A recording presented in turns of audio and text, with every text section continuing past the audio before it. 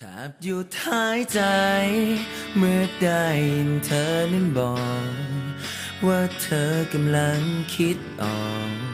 ไปอยู่ข้างนอกใจฉันอยากรู้จริงๆว่าใครคือคนโชคดีคนนั้น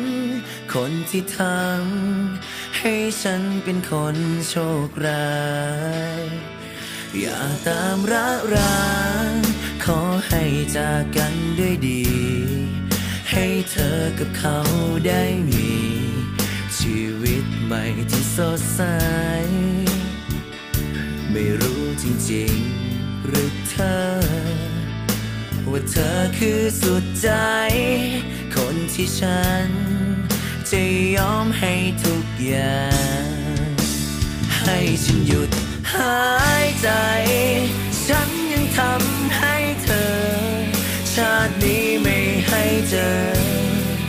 ฉันยังรักเธอไม่จางขอไปกับเขา ถึงเสียใจก็ไม่ขัดขวา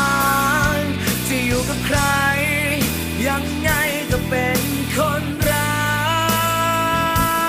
ก ก่อนไปลับตา แค่มีวาจาที่อยากขอวอนให้เธอรับฟังเก็บไว้ในใจเสมอเธอคนโชคดีคนนั้น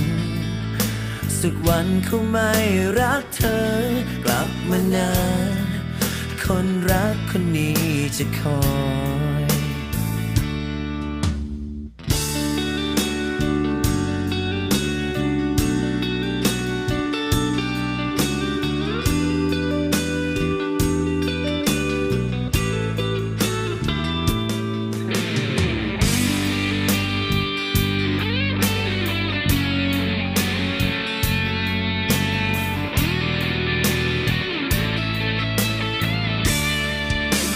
ให้ฉันหยุดหายใจ ฉันยังทำให้เธอ ชาตินี้ไม่ให้เจอ ฉันยังรักเธอไม่จาง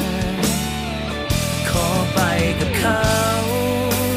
ถึงเสียใจก็ไม่ขัดขวางจะอยู่กับใคร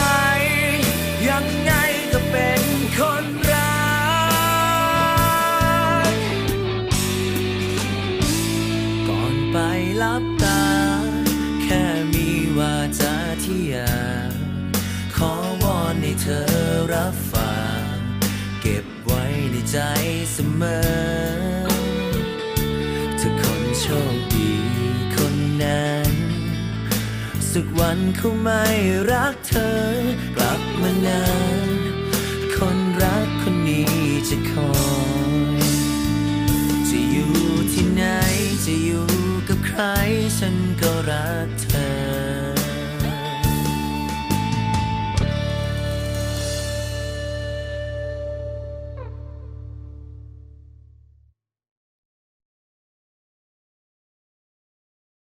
แทบหยุดหายใจเมื่อได้ยินเธอนั้นบอก